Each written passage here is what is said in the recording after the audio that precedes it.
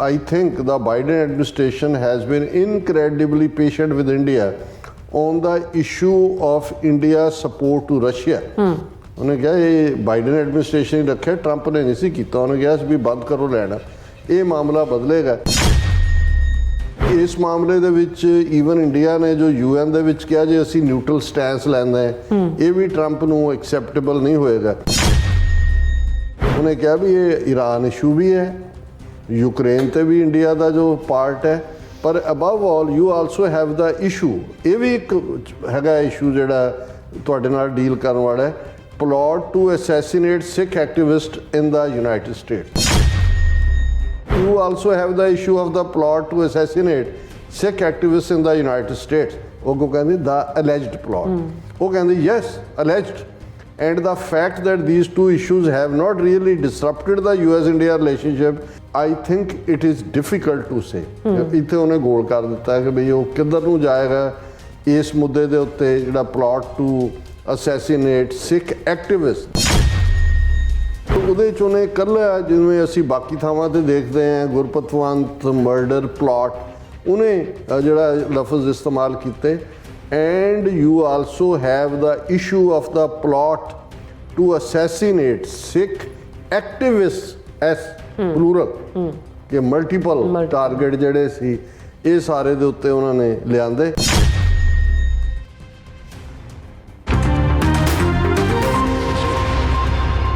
ਦਰਸ਼ਕੋ, break ਤੋਂ ਬਾਅਦ ਤੁਹਾਡਾ ਸਭ ਦਾ ਭਰਪੂਰ ਸਵਾਗਤ ਹੈ। ਸੋ ਵਿਊਅਰਸ, ਪ੍ਰੋਗਰਾਮ ਨੂੰ ਹੋਰ ਅੱਗੇ ਵਧਾਉਂਦੇ ਹਾਂ ਅੱਜ ਦੇ ਦੂਸਰੇ ਅਹਿਮ ਇਸ਼ੂ ਦੇ ਨਾਲ। ਉਸ ਦੇ ਵਿੱਚ ਆਪਾਂ ਗੱਲਬਾਤ ਕਰਨ ਜਾ ਰਹੇ ਹਾਂ ਅਮਰੀਕਾ ਦੇ ਹਵਾਲੇ ਨਾਲ ਕਿ ਅਮਰੀਕਾ ਦੀ ਪ੍ਰੈਜ਼ੀਡੈਂਟ ਲਈ ਨਵੰਬਰ ਵਿੱਚ ਪੈਣ ਵਾਲੀਆਂ ਵੋਟਾਂ ਵਿੱਚ ਹੁਣ ਬਾਈਡਨ ਅਤੇ ਟਰੰਪ ਹੀ ਪ੍ਰਮੁੱਖ ਉਮੀਦਵਾਰ ਹਨ।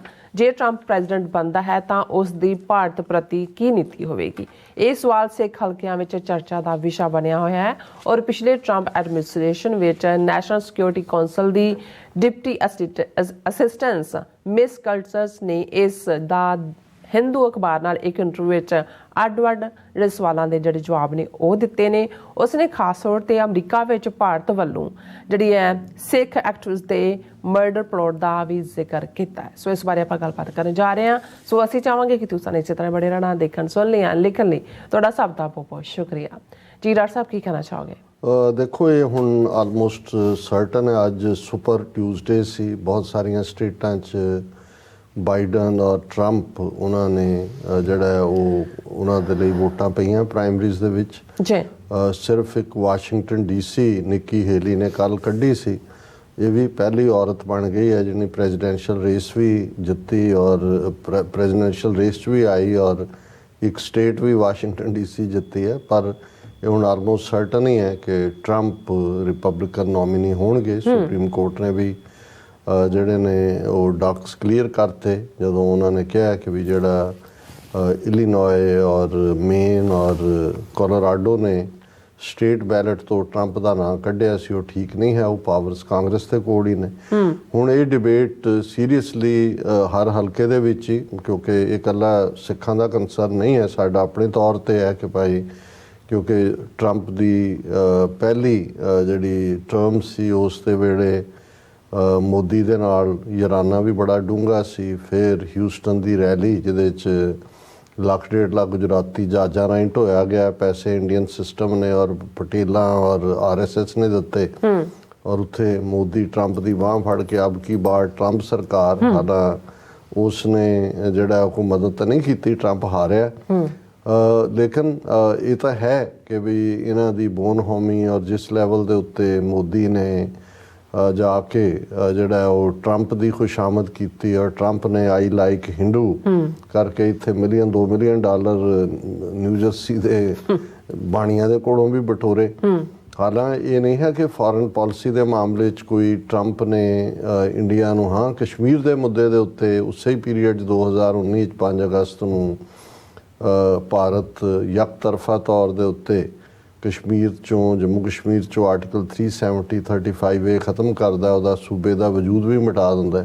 ਹਾਲਾਂਕਿ ਦੂਸਰੇ ਪਾਸੇ ਇਮਰਾਨ ਖਾਨ ਦੀ ਹਕੂਮਤ ਸੀ ਔਰ ਟਰੰਪ ਨੇ ਆਪਣੇ 2-3 ਇੰਟਰਵਿਊਜ਼ ਦੇ ਵਿੱਚ 1-to-1 ਮੁਲਾਕਾਤ ਵੀ ਇਮਰਾਨ ਖਾਨ ਨਾਲ ਹੋਈ, ਬੜੀ ਤਾਰੀਫ ਕੀਤੀ ਸੀ ਇਮਰਾਨ ਖਾਨ ਦੀ। ਲੇਕਿਨ ਇਹਦੇ 'ਚ ਕੋਈ ਦੋ ਰਾਵਾਂ ਨਹੀਂ ਨੇ ਕਿ ਜੋ ਵੀ ਜੰਮੂ ਕਸ਼ਮੀਰ 'ਚ ਔਰ ਲੱਦਾਖ ਨੂੰ ਵੀ ਅੱਡ ਯੂਨੀਅਨ ਟੈਰੀਟਰੀ ਬਣਾ ਦਿੱਤਾ, ਜੰਮੂ ਕਸ਼ਮੀਰ ਨੂੰ ਵੀ, ਉਹ ਟਰੰਪ ਦੀ ਮਰਜ਼ੀ ਨਾਲ ਹੀ ਹੋਇਆ।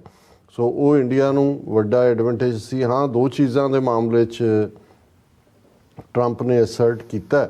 ਇੱਕ ਤਾਂ ਅਫਗਾਨਿਸਤਾਨ 'ਚੋਂ ਆਪਣੀ ਜਿਹੜੀ ਹੈ ਉਹ ਫੌਜ ਕੱਢਣ ਦੇ ਲਈ, ਔਰ ਉਸ ਦੇ ਨਾਲ ਨੈਟੋ ਫੋਰਸਿਸ ਵੀ 20 ਸਾਲ ਤੋਂ ਜਿਹੜੀਆਂ ਸਟਰਕ ਸੀ। ਟਰੰਪ ਨੇ ਪਾਕਿਸਤਾਨ ਰਾਹੀਂ ਤਾਲਿਬਾਨ ਦੇ ਨਾਲ ਜਿਹੜੀ ਗੱਲਬਾਤ ਦੋਹਾ ਕਤਰ ਦੇ ਵਿੱਚ ਸ਼ੁਰੂ ਕੀਤੀ, ਉਹਨੂੰ ਨੇਪਰੇ ਚਾੜਿਆ, ਸਿਰੇ ਲਾਇਆ ਉਸ ਨੂੰ, ਔਰ ਇੰਡੀਆ ਨੂੰ ਉਹਦੇ 'ਚੋਂ ਬਾਹਰ ਰੱਖਿਆ ਗਿਆ। ਜੋ ਤਾਲਿਬਾਨ ਵੀ ਚਾਹੁੰਦੇ ਸੀ, ਪਾਕਿਸਤਾਨ ਵੀ ਚਾਹੁੰਦੇ ਸੀ। ਇੰਡੀਆ ਨੂੰ ਬਹੁਤ ਤਕਲੀਫ ਹੋਈ ਕਿ ਵੀ ਸਾਡੀ ਤਾਂ ਇੰਨੀ ਇਨਵੈਸਟਮੈਂਟ ਹੈ।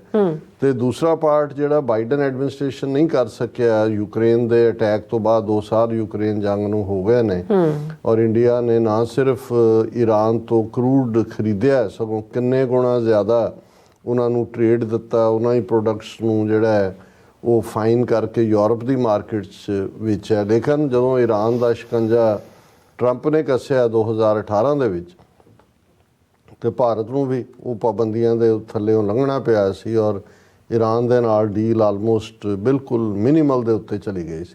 ਸੋ ਇਹ ਦੋ ਜਿਹੜੇ ਨੇ ਕਹੇ ਜਾ ਸਕਦੇ ਨੇ। ਔਰ ਇਸੇ ਤਰ੍ਹਾਂ ਈਵਨ ਜਿਹੜੇ ਇੰਡੀਅਨ ਪ੍ਰੋਡਕਟ ਦੇ ਉੱਤੇ ਟੈਰਿਫ ਲਾਣਾ ਹੈ, ਕਿਉਂਕਿ ਇਹਨਾਂ ਦੇ ਜਿਹੜੇ ਮੋਟਰਸਾਈਕਲ ਅਮਰੀਕਾ ਦੇ ਸੀ ਉਹ ਵੀ ਉਹਨੇ ਜਿਹੜੀ ਅਮਰੀਕਾ ਫਸਟ ਹੈ ਔਰ ਚੈਲੰਜ ਨਾ ਹੋਣਾ ਹੈ, ਇਹਦੇ ਬਾਰੇ ਟਰੰਪ ਨੇ ਕੋਈ ਜਿਹੜਾ ਸਮਝੌਤਾ ਨਹੀਂ ਸੀ ਕੀਤਾ।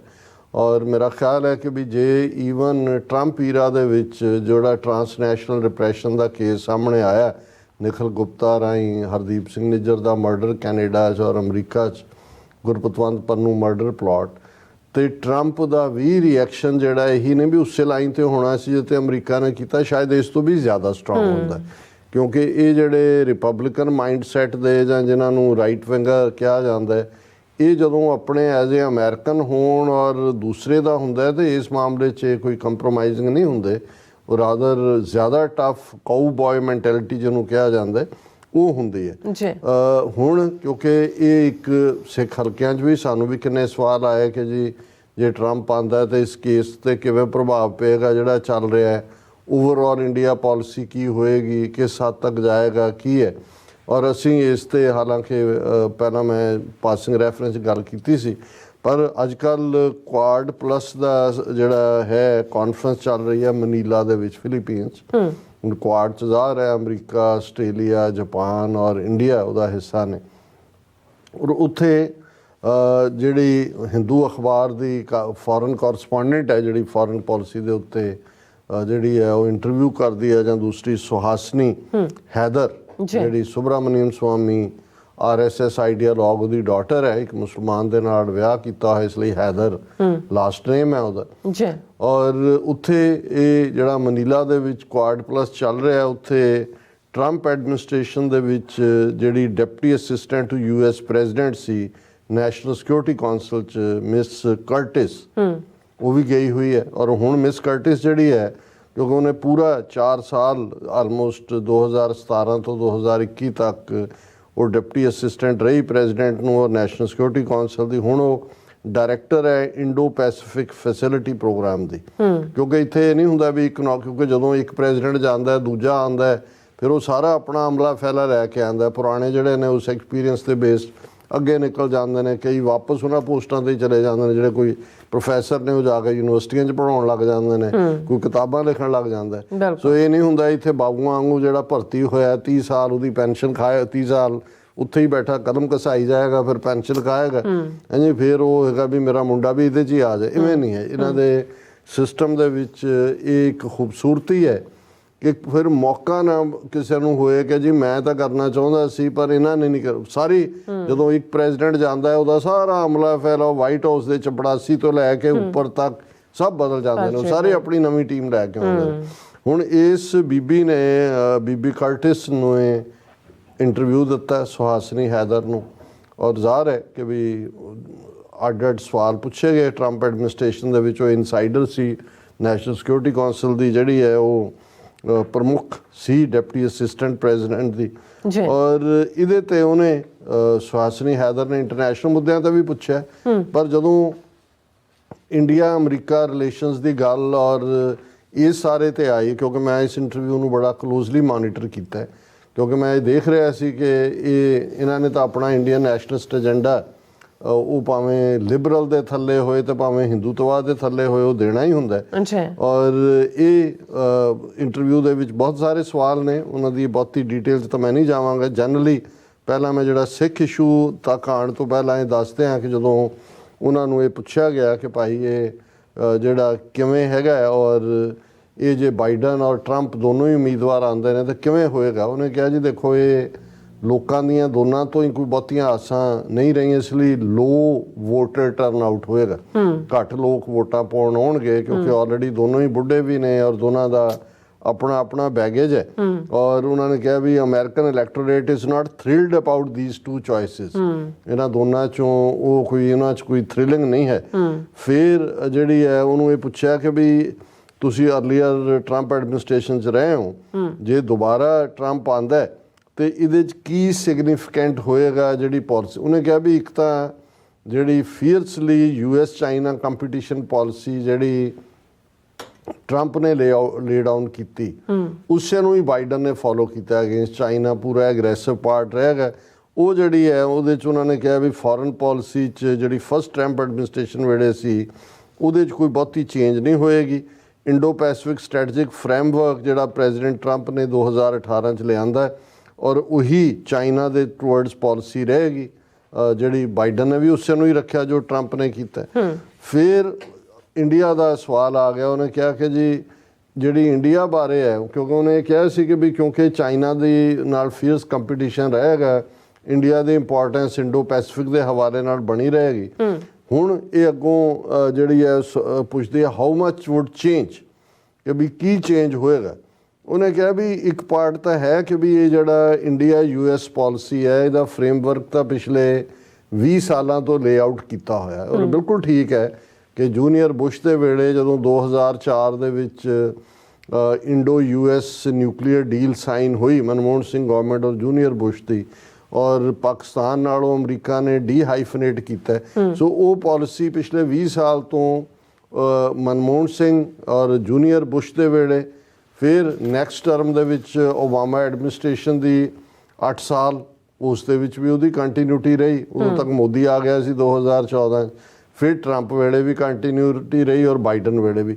ਸੋ ਪਿਛਲੇ 20 ਸਾਲ ਤੋਂ ਉਹਨੇ ਕਿਹਾ ਵੀ ਇਹ ਜਿਹੜੀ ਹੈ ਬਾਈ ਪਾਰਟੀਸਨ ਸਪੋਰਟ ਹੈਗੀ ਹੈ ਇਸ ਪਾਲਿਸੀ ਨੂੰ, ਉਹ ਰਿਪਬਲਿਕਨ ਹੋਣ ਜਾਂ ਡੈਮੋਕਰੈਟ ਹੋਣ ਉਹ ਉਵੇਂ ਹੀ ਰਹੇਗੀ। ਹਾਂ ਉਹਨੇ ਕਿਹਾ ਵੀ ਜਿਹੜੀ ਚੇਂਜ ਹੋਏਗੀ ਟਰੰਪ ਦੇ ਆਉਣ ਨਾਲ ਉਹ ਯੂਕਰੇਨ ਪਾਲਿਸੀ ਹੋਏਗੀ, ਕਿਉਂਕਿ ਆਲਰੇਡੀ ਡਿਊਰਿੰਗ ਕੈਂਪੇਨ ਵੀ ਟਰੰਪ ਨੇ ਕਿਹਾ ਕਿ ਜੀ ਜੇ ਨੈਟੋ ਵਾਲੇ ਸਾਨੂੰ ਪੇ ਨਹੀਂ ਕਰਦੇ ਬਿੱਲ, ਅਸੀਂ ਕਿਉਂ ਪੇ ਕਰੀਏ, ਰਸ਼ੀਆ ਨੂੰ ਖੁੱਲ੍ਹ ਹੋਏਗੀ ਕਿ ਬਈ ਜਿਹੜੇ ਨਹੀਂ ਮੈਂਬਰ ਹੈਗੇ ਉਹ ਜੇ ਹਮਲਾ ਕਰਦਾ ਤਾਂ ਵੀ ਵੋਂਟ ਕਮ ਦੇਅਰ। ਸੋ ਉਹਦੇ 'ਚ ਕੋਈ ਦੋ ਰਾਵਾਂ ਨਹੀਂ ਨੇ ਕਿ ਵੀ ਜਿੱਦਣ ਟਰੰਪ ਆ ਗਿਆ ਉਦਣ ਯੂਕਰੇਨ ਵਾਰ, ਔਰ ਵੈਸੇ ਵੀ ਪੁਤਿਨ ਪ੍ਰਤੀ ਉਹ ਸੌਫਟ ਹੈ, ਵਾਰਸ ਪ੍ਰਤੀ ਵੀ, ਉਹਦੇ 'ਚ ਕੋਈ ਸ਼ੱਕ ਨਹੀਂ ਹੈ ਕਿ ਜਿਹੜਾ ਪਹਿਲਾ ਝਟਕਾ ਲੱਗੇਗਾ ਵੱਡਾ ਉਹ ਜ਼ੈਲੈਂਸਕੀ ਔਰ ਯੂਕਰੇਨ ਦੇ ਲੋਕਾਂ ਨੂੰ ਲੱਗੇਗਾ ਕਿ ਅਮਰੀਕਾ ਜਿਹੜਾ ਹੁਣ ਤਾਂ ਬਾਈਡਨ ਤਰਲੇ ਬਿਨਤਾਂ ਕਰਕੇ ਸੈਨੇਟ ਤੋਂ ਕਾਂਗਰਸ ਤੋਂ ਪਹਿਲਾਂ 30-35 ਬਿਲੀਅਨ ਡਾਲਰ ਫਿਰ ਉਹਨਾਂ ਪੈਕੇਜ ਲੈ ਲਿਆ, ਪਰ ਯੂਕਰੇਨ ਵਾਰ ਇਹੀ ਇਹਨੇ ਬੀਬੀ ਕਰਟਿਸ ਨੇ ਵੀ ਕਿਹਾ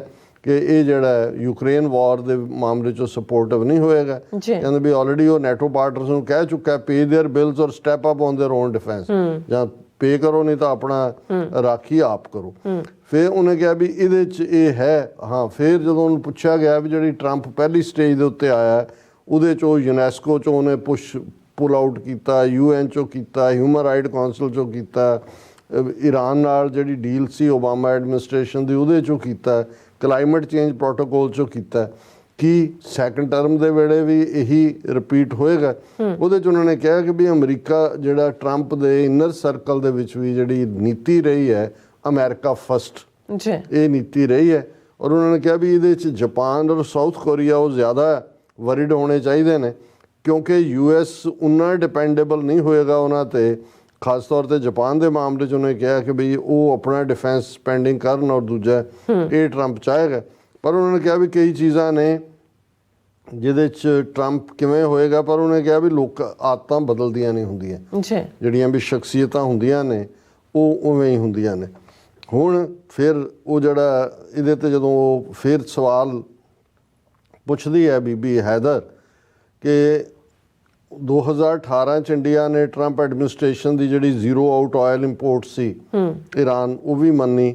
ਔਰ ਬਾਈਡਨ ਐਡਮਿਨਿਸਟ੍ਰੇਸ਼ਨ ਨੇ ਜਿਹੜਾ ਹੈ ਉਹ ਇੰਡੀਆ ਦੇ ਉੱਤੇ ਉਹਨਾਂ ਟਫ ਨਹੀਂ ਹੋਇਆ, ਕਿਉਂਕਿ ਇੰਡੀਆ ਨੇ ਯੂਕਰੇਨ ਦੇ ਮੁੱਦੇ 'ਤੇ ਵੀ ਅਮਰੀਕਾ ਦੇ ਖਿਲਾਫ ਵੋਟਿੰਗ ਕੀਤੀ ਔਰ ਆਇਲ ਵੀ ਮੰਗਦੇ ਰਹੇ। ਔਰ ਇਹਦੇ 'ਤੇ ਤੁਹਾਡੀ ਕੀ ਟੇਕ ਹੈ?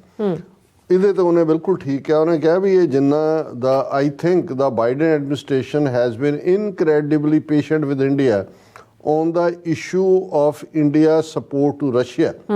ਉਹਨੇ ਕਿਹਾ ਇਹ ਬਾਈਡਨ ਐਡਮਿਨਿਸਟ੍ਰੇਸ਼ਨ ਹੀ ਰੱਖਿਆ, ਟਰੰਪ ਨੇ ਨਹੀਂ ਸੀ ਕੀਤਾ। ਉਹਨੇ ਕਿਹਾ ਸੀ ਵੀ ਬੰਦ ਕਰੋ ਲੈਣਾ, ਇਹ ਮਾਮਲਾ ਬਦਲੇਗਾ।